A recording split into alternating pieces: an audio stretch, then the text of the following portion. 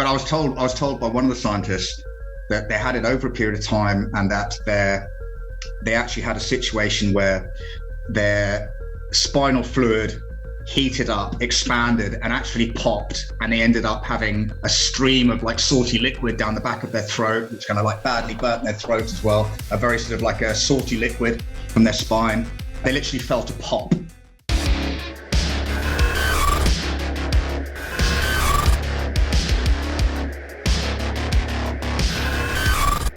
Welcome back. I'm here again with Franc Milburn. Franc, welcome back. Hi, Sean. Thanks, buddy. All right. Disclosure. What is going to happen in the next few months? Like, is this something that is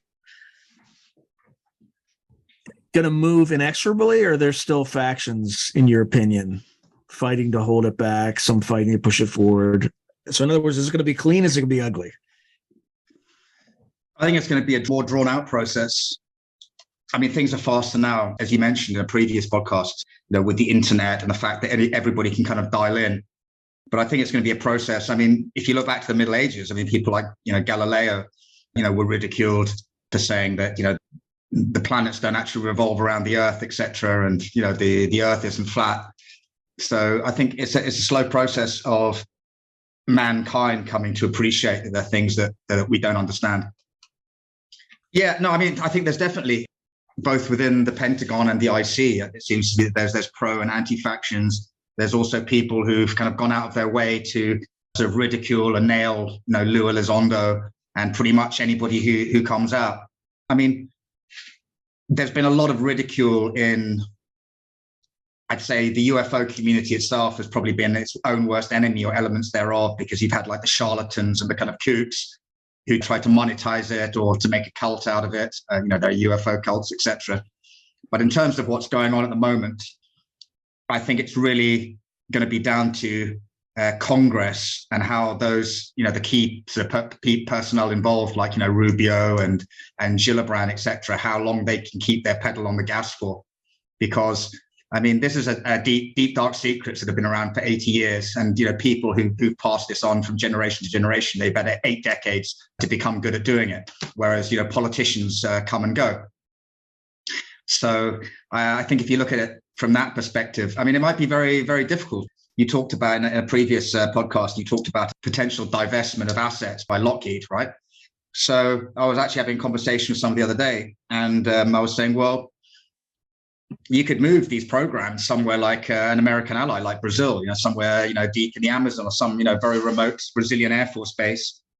Or, you could fly the materials via, Ascension Island, which is, a joint RAF US Air Force base, and then down to the Falklands, which has got an absolutely huge Air Force base down there, which they built. Diego Garcia. In the aftermath of the Falklands War, there's lots of space in the Falklands, right? Where there's not a lot except penguins and sheep. So I'd expect the people who are behind the cover-up to do absolutely everything possible. And it may be a case of, you have federal agents turning up. They've been told by Congress where to look. Warrants have been issued, and they've been told to turn up at, a certain installation in the middle of nowhere in the desert somewhere in America, or a specific military base. And they turn up, and, the hangar's empty, and the laboratory's been cleared, and the scientists are all somewhere else. So I don't know. It's very hard to say. But I don't think that that these people are going to go. They're not going to go quietly. I don't think. I think there's going to be an effort to do it, unless there's some kind of huge wrench that can be held over them, a palanca, like they say in Spanish, some kind of like leverage, to force them. But they've had 8 decades to do this and to be very good at hiding things. Now, I think you've written a paper about the whole UAP phenomena and its intersection with government, et cetera. One of the factions that you mention is the Collins elite. Yeah. So, like, we're not just talking about factions that want to keep this quiet because it's ETs or multidimensionals. Like, this group thinks it's demonic. Yeah. Can you just say more about the Collins elite, but also who you think the factions are? Sure. Well, starting with the Collins elite, from people that I've spoken to, including, the likes of Colonel John Alexander and others, I don't think they go around calling themselves necessarily the Collins elite, like they have, like a, right. sort of like a clubhouse saying Collins elite.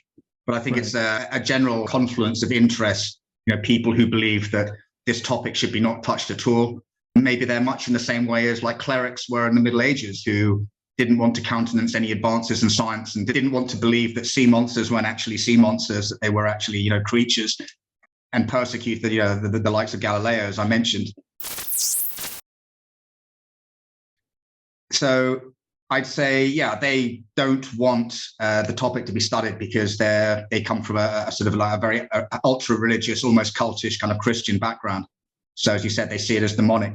In terms of non-disclosure advocates, I'd say that those factions would be those who, A, think that there's basically too much dirt and too much water under the bridge, and it's just basically too difficult for American society to accept. And certainly they don't want to have all their nefarious activities come out in the wash. They don't want to go into jail. They don't want the technology to be exposed to America's enemies.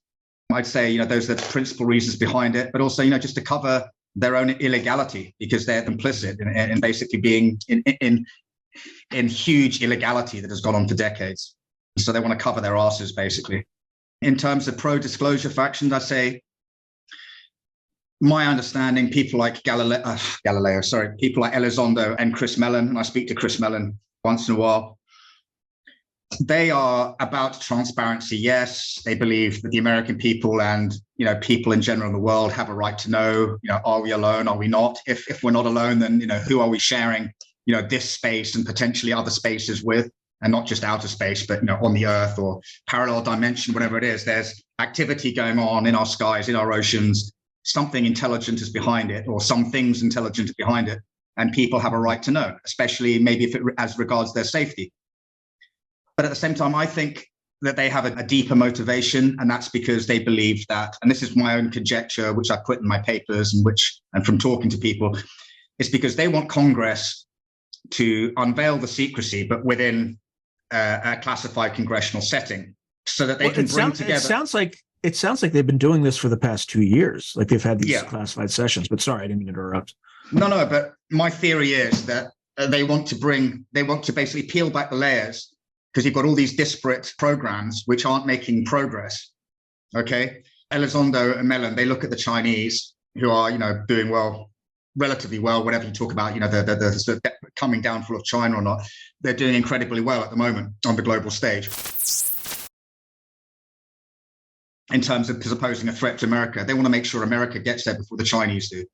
So if you have these disparate programs where they're not talking, 10 years. These disparate programs where they're not talking to each other, you need to bring it under one roof. You need to have like a Manhattan Project 2 with maybe 30 billion, 40 billion, 50 billion, whatever it takes. You throw loads of money at it. And as Eric Davis said, by 2050, you can understand the technology of the Tic Tacs, both in case the Tic Tacs turn out to be irrefutably hostile, the intelligence behind them, and to get there before the Chinese do. And interestingly, the Chinese, if you look at all the papers that are submitted by the Pentagon to Congress on Chinese military power, the Chinese want to be the preeminent global power in sort of military, financial, economic and technological terms by 2049. That's a great rejuvenation of the Chinese nation, which also includes taking Taiwan by force if necessary. So I think that's the rationale behind the kind of disclosure faction, as along the lines of Elizondo and Mellon. So it's not just about transparency for the public, it's to get these programs in motion, to get them talking to each other and to get the advancement.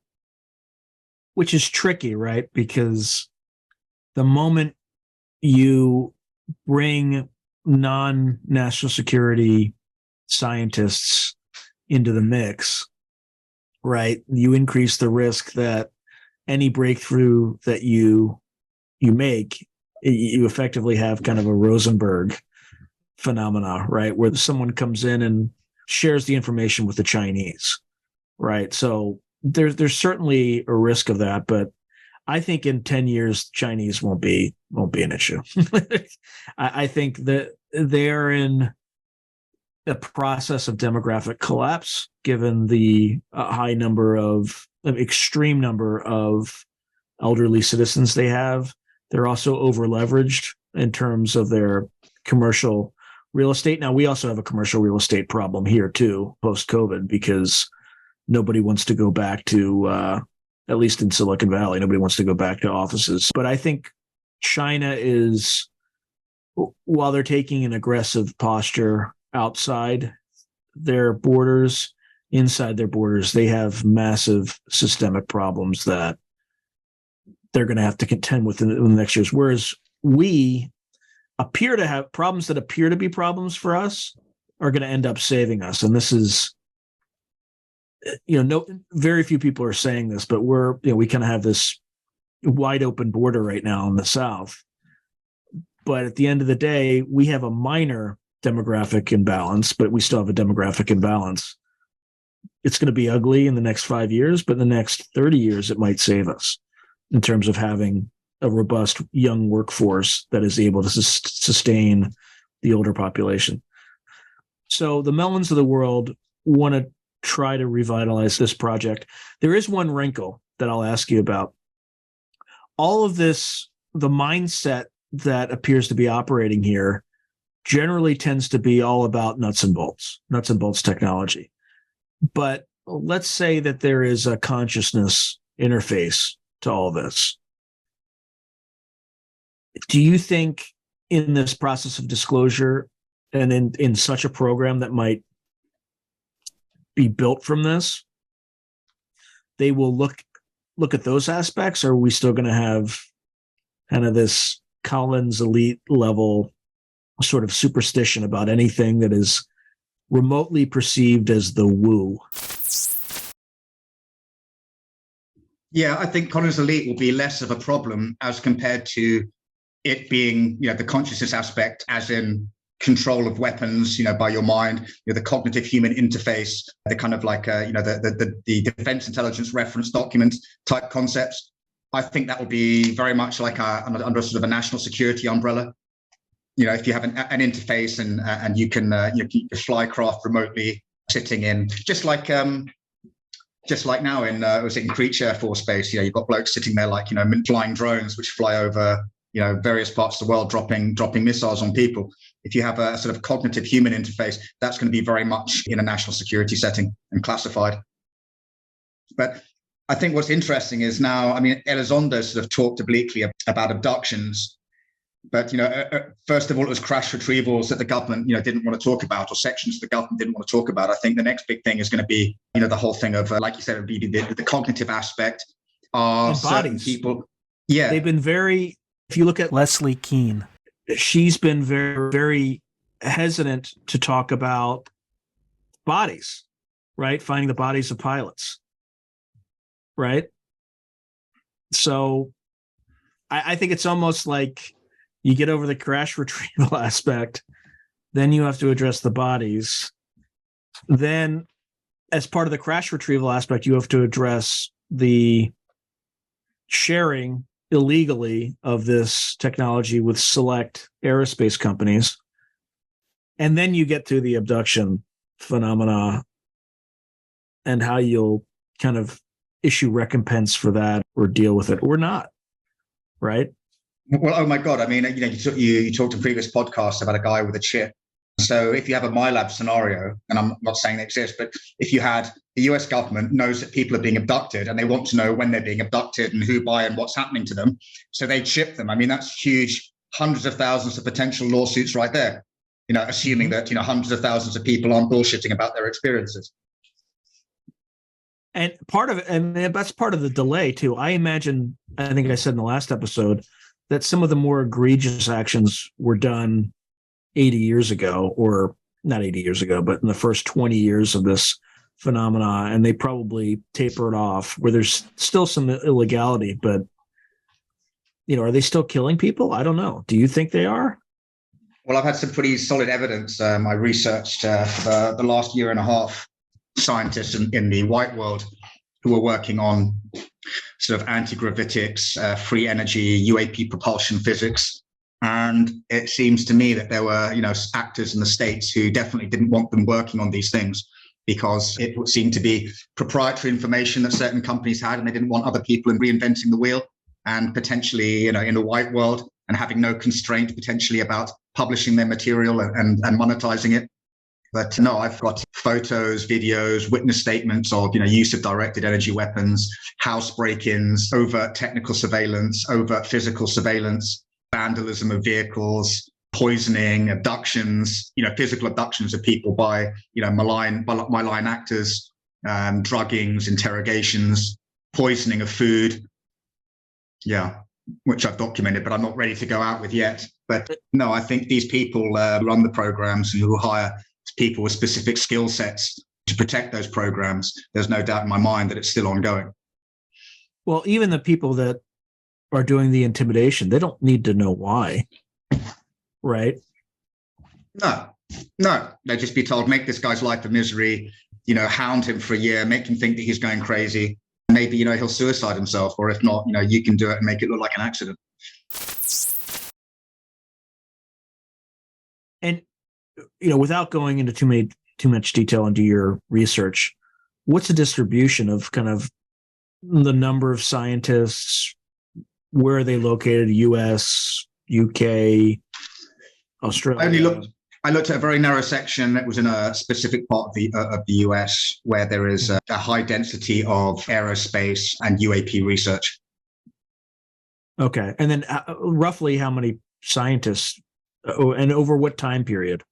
Over a period of 2 years. Over a period of 2 years. Yeah. That's it? Personally acquainted with 7 of them, 5 of whom basically validate each other's stories, and also friends and associates validate their stories of the harassment because they've been harassed as well in conjunction with it. And I've had 3 scientists approach me asking for security advice and saying they've had their vehicles tampered with, and their wife or they've been followed around, put under overt surveillance, and how do they improve their security. So there's no doubt in my mind. When you say 2 years, like how recent is it? Like over the last 2 years. The last 2 years, they're still doing this crap? Mm. Yeah, I mean, look at Grush. I mean, he's saying that he was not only sort of penalized in terms of what he had access to, but also if you listen to Ross Coulthard, I mean, Grush says that, he had break-ins at his house and threatening phone calls, which is all consistent with what I've been told by people. Yeah, it's hard. Again, I believe you. It's hard to believe in this day and age that people would use the same tactics that they would use in the 1950s, right? Like harassing phone call, or even people showing up at your doorstep to talk to you. Like back in the 50s, they would do that routinely. They would never identify themselves, but like, you're not getting into my house unless you show me a badge. Yeah. Right. And these people don't, I don't know if it's still that way, but back then people were a little bit more compliant than they are today. Yeah. Have you heard, in these cases, is there any incidence of kind of the Men in Black phenomena or anything like that? No, not at all. Not Men in Black, but people being, approached in bars and asked random, questions about their work, people representing themselves as something else and they're not, trying to solicit information, talking to the target and saying, giving them information, making clear that they know about them and their family in a kind of a threatening way. So okay, not like Men in Black turning up the door, but, professional operatives doing this kind of thing. Yeah, it's plausibly, deniably subtle. Yeah, and what one scientist said, I got to know them over a period of time. We ended up talking 2-3 times a day, and it's done in such an insidious way that if they report it to law enforcement, then they'll be considered absolutely crazy. Yeah, they don't record the conversations. They recorded. I saw emails and things that be sent, threatening emails, that type of stuff. But it's all some of the stuff is just like so insidious. For example, I give an example. One scientist, a close friend of theirs, they came home and they'd been harassed in conjunction with the scientist, and they had all their tires slashed. And this particular scientist woke up the next day, and in the middle of their yard, there was basically an upright wheel, with a tire, an upright wheel just in the middle of their yard. And they'd just been told like the night before that, their friend had their tires slashed, just things like that. And, the tire slashing happened in, a state that was like, 1,000 kilometers away. So, people with reach and people who are doing this in a coordinated fashion.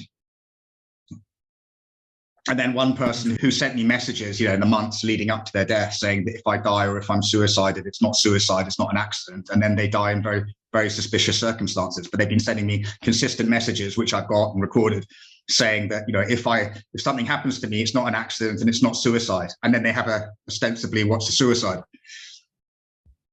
And did any of these scientists that you cover die during this period? One of them, yeah. Wow. It's shocking to me that we would still do these sorts of things in this day and age. But and you think that the people would be in the government would be willing to murder people just to protect that snowball effect, right? Just to hide all those other illnesses. I don't know. Well, actually, this is technology. Yeah, I mean, it's high technology, and I don't think it's people necessarily in the government per se, but people who are in a deep program. Maybe the government doesn't even actually know what they're doing that's running, that particular USAP, but it's a private contractor using, private operatives to carry out this kind of operation. Something that's so dark that not even maybe the DOD knows about it. They're just like, right, you've got a program, you get this amount of money, but they don't really know what's going on inside it. Yeah, of course. I mean, this is the CIA does this, right? Always put somebody between you and the problem, right? So it's not like these are necessarily government agents. They're professionals who work as contractors for the government. So the government can just, if something goes wrong, they just burn them. It doesn't really.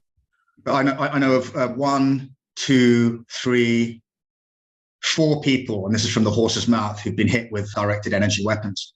And I've got the photos, the videos. In one of the videos, it's 2 people together, 2 scientists, and they're explaining what this dangerous microwave radiation has done, both in terms of equipment and also to them physically. So it's very, very scary. And one of them, it caused over a long period of time, literally kind of, cooked them and caused all kinds of, internal organ problems as well, and problems for their spine. I mean, horrendous. Just like, are you very referring similar to Havana syndrome?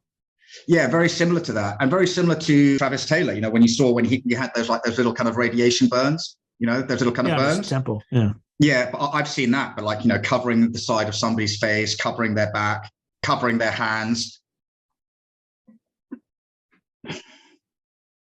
And how is this related to Havana syndrome? Are those the same symptoms that you would see, or are they slightly different?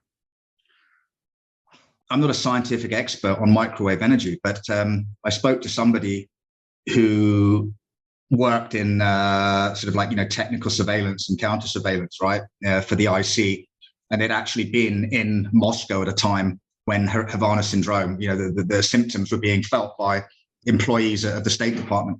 And from what they've told me and from what I've seen from these scientists, it looks to be very, very similar.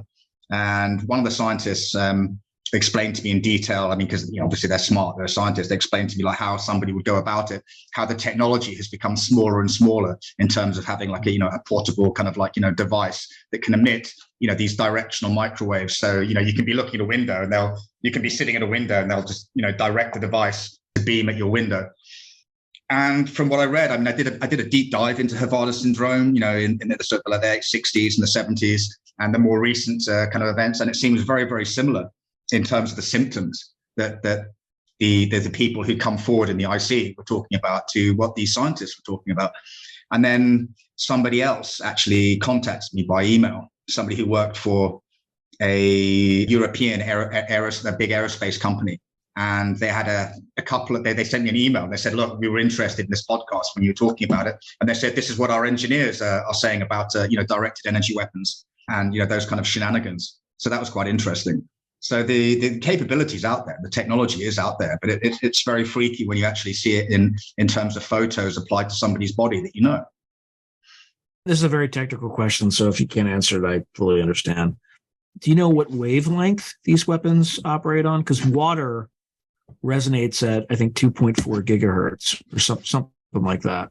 And that's how your microwave oven works. I'm not a physicist, but I was told by one of the scientists that they had it over a period of time and that they actually had a situation where their spinal fluid heated up, expanded, and actually popped, and they ended up having a stream of salty liquid down the back of their throat, which kind of badly burnt their throat as well, a very sort of a salty liquid from their spine. They literally felt a pop. And again, they had all kinds of gastrointestinal problems because of it, plus their skin. So Very, very nasty. I've actually heard that before about people who would get too close to some of these programs. Or I mean, I know of one in particular that, again, secondhand, so I don't want to say too much, but they had like this gastrointestinal problem that if they hadn't gotten it dealt with, they would have died in like 6 months.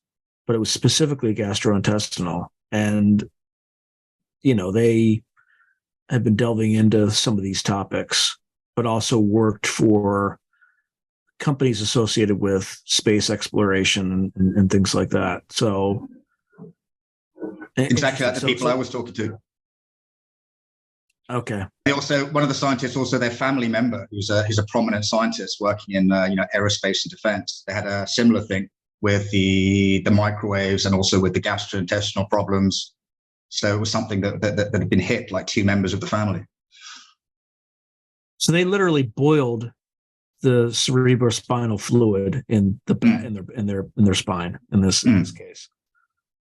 According to them, yeah. But they sent me a picture of their spine. So if that's the back, and the spine was all kind of like, the bones were all kind of like popping out. Normally you can kind of see an outline of the spine in somebody's back, right? But the bones, the vertebrae were all very, very like highly pronounced and really abnormal. And literally the only thing these people did were achieving breakthroughs in anti-gravitic propulsion / 0 point energy, free energy sort of applications. Exactly. Like, great for humanity. Yeah. And somebody's trying to murder them because they're doing good things for humanity. Yeah. Okay, I understand. Okay, that now I understand. I fully understand your perspective about why there's a faction that wants to keep this stuff silent, because this stuff is evil. I mean, it's not even, how could you justify doing that to somebody? It's not like these people are traitors to their country or anything like that. They're just doing good work for humanity. Wow. And then what happened after this one scientist died? Did the others just kind of continue their research, or did they just stop? One of them did. Two of them absolutely crapped themselves. They called me on a joint phone call and they said, look, how do we protect ourselves? What measures can we take to protect ourselves? And then I just spoke about 2 months ago with another scientist who, one of his friends had also been hit with a microwave. And we're talking like intelligent people, right? Scientists who know what's happening to them and can explain to you in scientific detail what's happening to them and why and how. They got hit by a microwave, and his friend also as well. The wife was followed around for a few days, over kind of like intimidatory surveillance. And this guy, then he called me and he said, look, I went to a meeting and out of state, and my car was working fine. My brakes were tampered with. And that was something as well that I'd heard from other scientists, like the brake tampering was like a common link between them. Tampering to make sure the brakes fail, or tampering to send a message that we could make? Send a message they didn't work properly. And also there'd be other things like, the door would be unlocked. They'd go away, like, abroad somewhere or out of state. They'd fly, they'd leave vehicle at the airport, they'd come back, the door would be ajar and the battery would run down because the light had been on, things like that. Now, when these people, now this stuff doesn't just start, like these people are approached first before this stuff starts, correct? Approached is in what way? To work for somebody? Well, it could be to work for somebody, or it could be somebody saying that, hey, you're getting a little close on something that you kind of need to step away. Like somebody approaches them and threatens them in some way. In other words, it doesn't, like, their brakes just don't start failing, right? Well, no, it was a mixture. It was a mixture of sort of like hacking, threatening emails, and then being approached in kind of public spaces like bars and restaurants. People making sure that they knew exactly a lot about the person that they were approaching, in a kind of, and then the harassment and the sort of sabotage and the break-ins then kind of like expanded from there. But they weren't overtly told, oh, you're working on this, but they were asked questions saying, oh, you're working on this, that sounds very interesting. They weren't told like, oh, stop working on it. But it was made very clear that that somebody else understood what they were working on.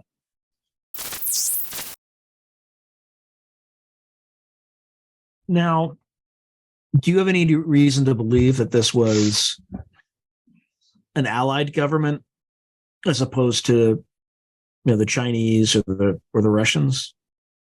No, I mean, I with the way that I looked at it initially, one of the thought scientists, we thought that it was like a hostile intelligence service, but the amount of manpower or woman power, the amount of bodies that you'd have to have on the ground to do that kind of vehicle surveillance, technical surveillance, over a period of years, you'd be getting pinged by counterintelligence agencies in the United States, right? Whether it's INSCOM or the FBI or whoever, but you'd be getting pinged by a counterintelligence agency.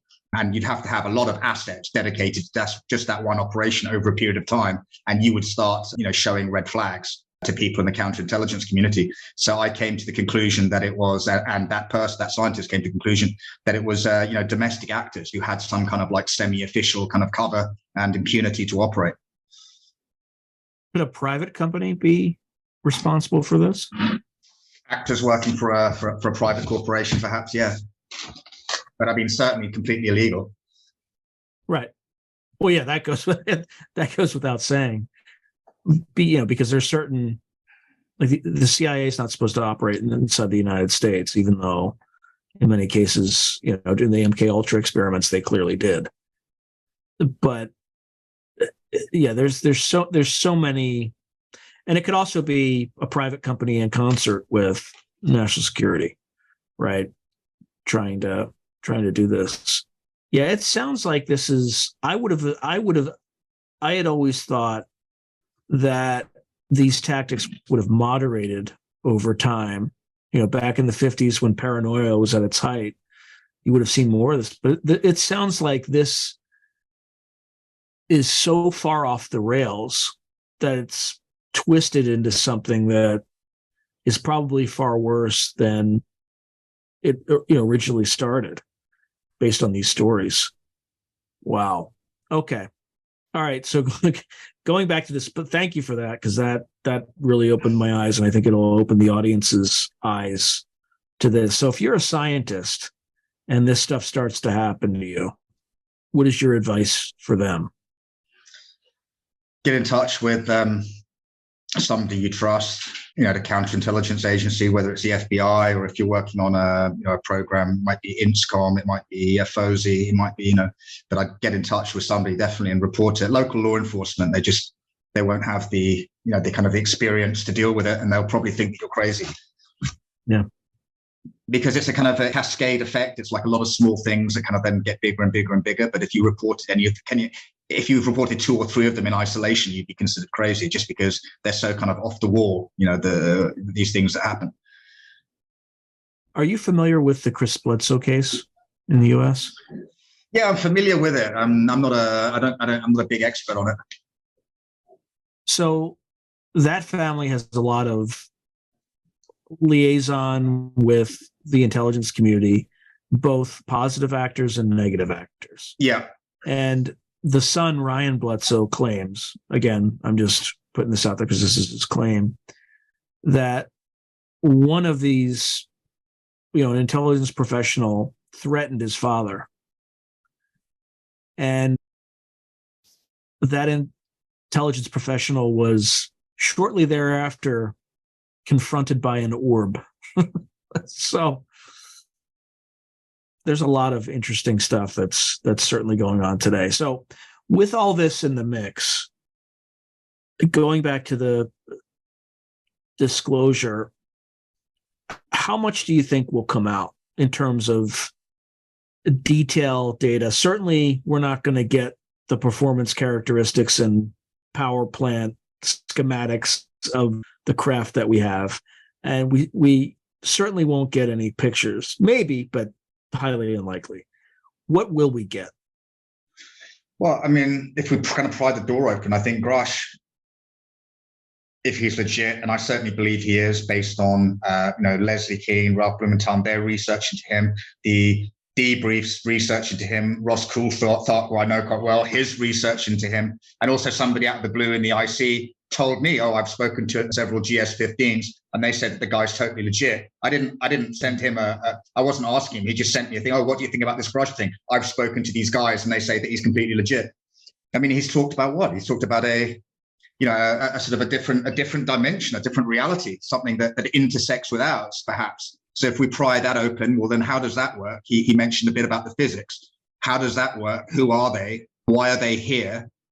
Is it just, kind of a random in connection, or are they here for a reason? So I think that throws up all those kind of questions. He's opened the door there. Are we going to learn about every interaction that we've had with, non-human intelligences, or, I don't know, potentially human time travelers from the future or other time travelers from the future? I don't know. I think some of those things may never see the light of day. Some of those things may be buried so deep, and the people who carried them out maybe are dead by now, or like nearly dead. So very difficult to say. But the door's open, the door's ajar, and it's just got to be kind of like crowbarred open a bit more. But I don't think that we can go backwards now. I don't see it going backwards now, unless there's some kind of authoritarian government takes over the US. I mean, it sounds like there's one somewhere in there, right? And the extent to which because there is some set of organizations or an organization that's operating outside legal authority. So the question is if that's true, how extensive it is it, and how much does it control, right? We may already be in that scenario, we just don't know it.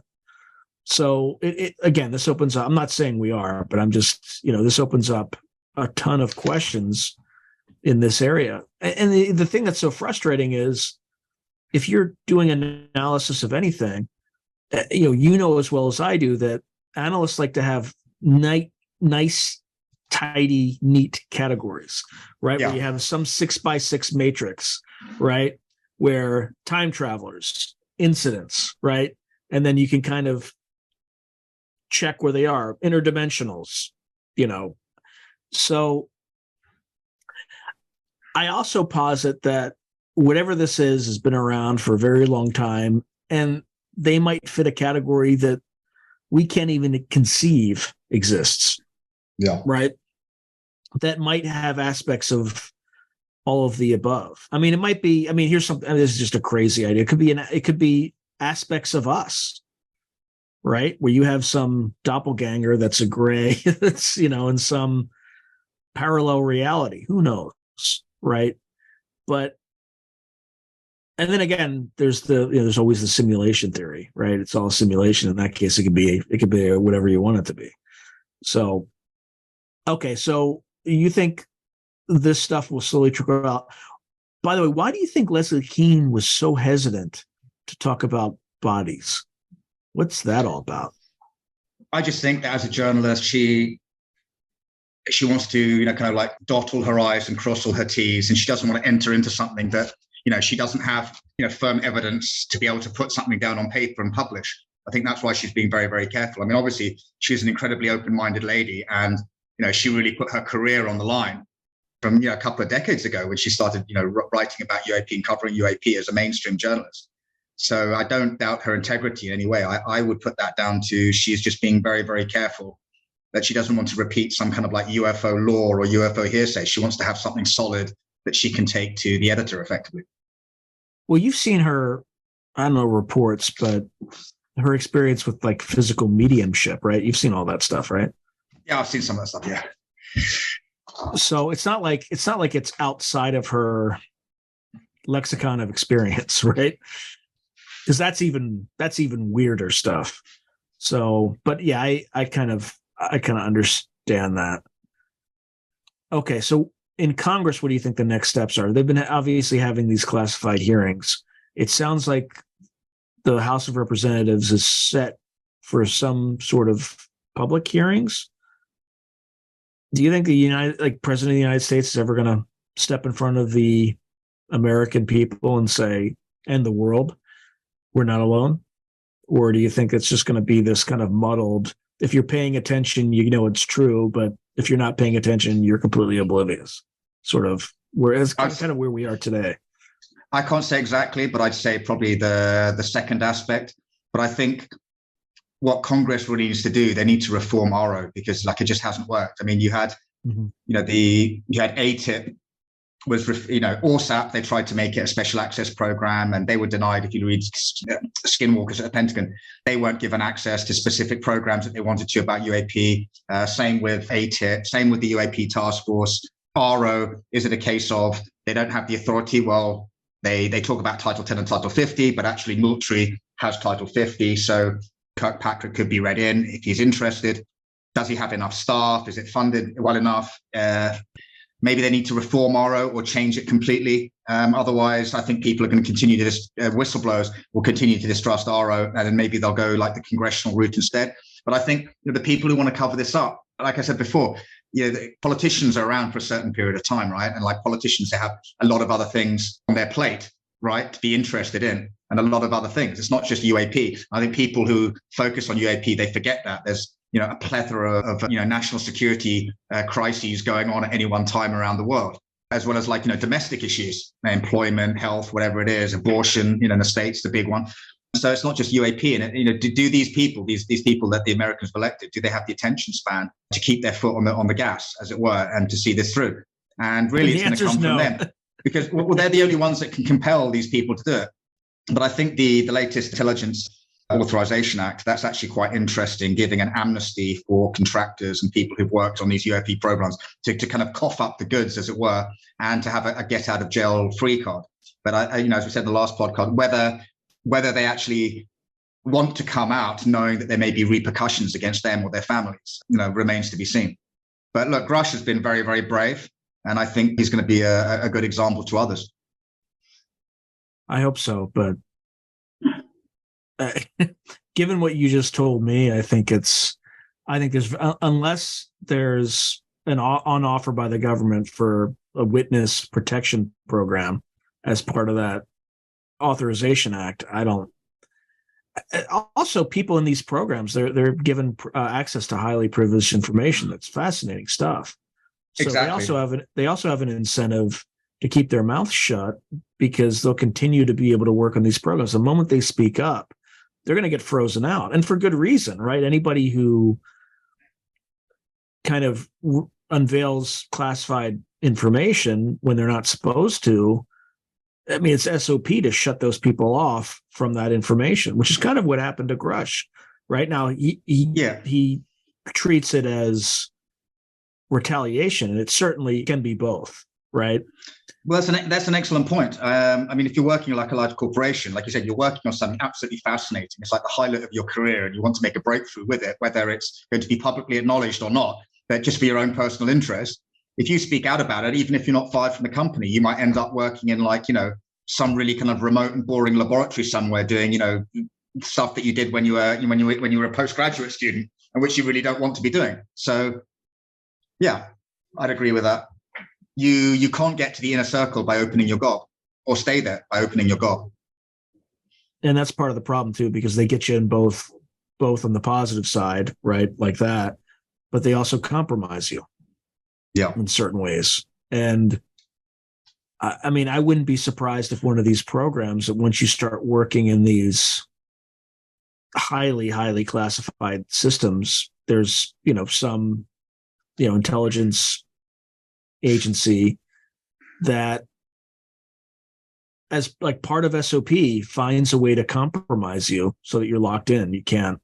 So a lot of these people might, even if they wanted to speak up, they have some deep, dark secret leverage that will come out if they speak up. It's something deeply embarrassing that they either did on their own, or they were just put in a situation where, some attractive woman shows up in your hotel room.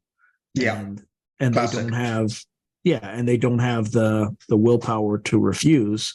And next thing you know, there's video, and, they're married and this and that. So it's relatively easy to do without, well, I don't know about, you probably, if you had to hire a prostitute, you broke a law, but there are ways to do those sorts of things without killing somebody or physically harming somebody.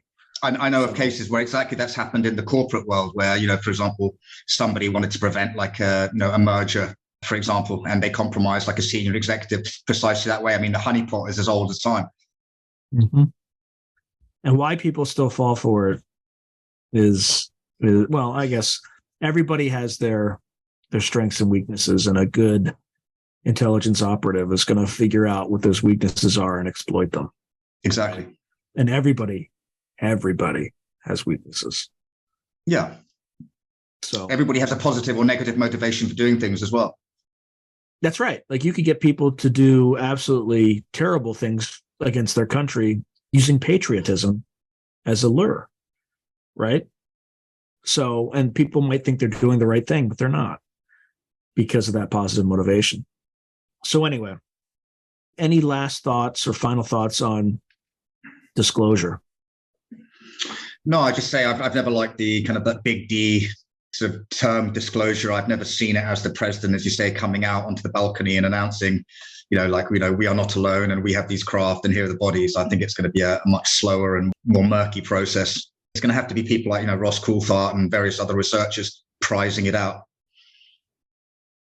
Yeah, it's so frustrating. I mean, it's so frustrating watching it, because you're not going to convince the world. And I think it could be disruptive, kind of doing the big D disclosure in the short term, but I think in the long term can also help reduce a lot of the other problems that we have in the world. If we know that there's stuff out there, it might unify us to focus on even militaries, right? Even if you assume most stuff that visits here is beneficent, you could focus global militaries to focus on the skies instead of on each other, right? Yeah. And then you could leverage some of those resources and free them up to work on interstellar propulsion and things like that, and just solving the energy problem, right? It's just unconscionable to me that we would be in possession of this and not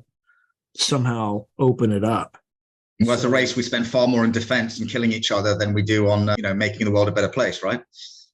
That's right. And it's all about threat narratives, right? And like, if you don't do this, you could, but again, you can take that instinct and you could just focus it up there instead of on an intraspecies level.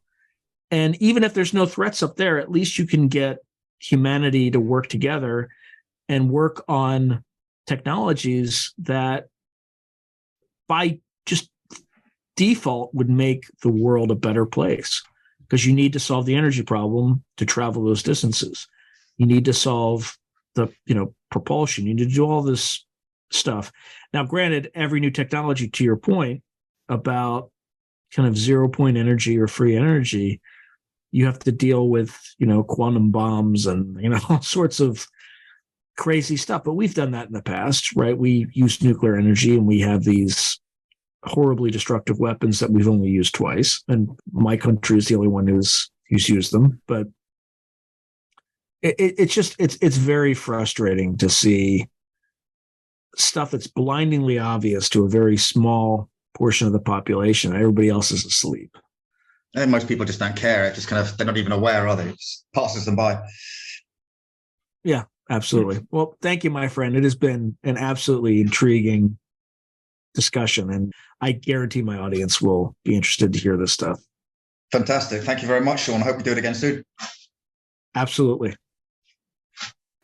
If you enjoyed this video, please click on like, subscribe, and the notification button so that you're alerted anytime I post something new.